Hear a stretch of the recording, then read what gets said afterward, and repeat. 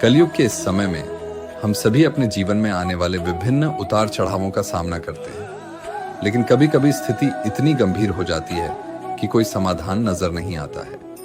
शायद भविष्य में ऐसी परिस्थितियों का सामना करने के लिए और हमारा मार्गदर्शन करने के लिए भगवान कृष्ण ने हजारों साल पहले महारथी अर्जुन से कुछ अमूल्य बातें कही थीं। सौभाग्य से हम आज भी उन बातों को समझ सकते हैं, हम उस ज्ञान को पढ़ सकते हैं।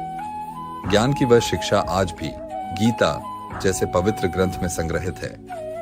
आइए इस लेख के माध्यम से आज हम उस पवित्र ग्रंथ और उसमें छिपे ज्ञान के बारे में कुछ रोचक और अमूल्य बातें जानते हैं। गीता महाभारत में श्लोकों, छंद, सप्तक का सबसे महत्वपूर्ण संग्रह है।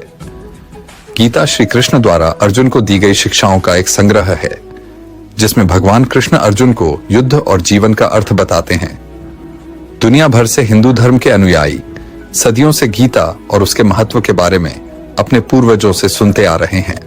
गीता श्री अर्जुन और उनके सारथी भगवान श्री कृष्ण के बीच हुई सही और गलत की व्याख्या करने वाली ऐसी तार्किक बातों का संग्रह है। यह धार्मिक ग्रंथ ज्ञान का वह भंडार है जो हमारे जीवन में आने वाली सभी परिस्थितियों का समाधान खोजने में सहायक हो सकता है।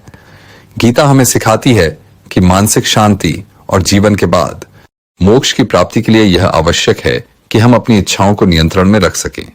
गीता यह भी सिखाती है कि मृत्यु का भय व्यर्थ है, क्योंकि मृत्यु हमारे शरीर में विराजमान आत्मा को कभी नहीं मार सकती। मृत्यु केवल मांसपेशियों से बने शरीर का अंत है। कर्म करना सबसे महत्वपूर्ण बात है और व्यक्ति को पूरी निष्ठा और विश्वास के साथ कार्य करना चाहिए, जबकि काम करते समय परिणाम का भय और फल की उम्मीद करना बेकार है। गीता के अनुसार ईश्वर हर क्षण हमारे साथ है और कण कण में विद्यमान है। अपने मन में दूसरों के लिए बुरे भाव या बुरे विचार रखना ही हमारे अपने विनाश का कारण है। इसलिए इन बुरे विचारों को अपने मन से दूर रखना चाहिए। गीता में कहा गया है कि क्रोध से भ्रम पैदा होता है, जो बुद्धि को विचलित करता है।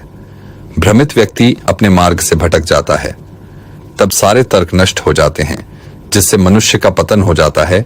इसलिए हमें अपने क्रोध पर नियंत्रण रखना चाहिए। भगवान श्री कृष्ण कहते हैं कि आत्मनिरीक्षण से स्वयं को जानो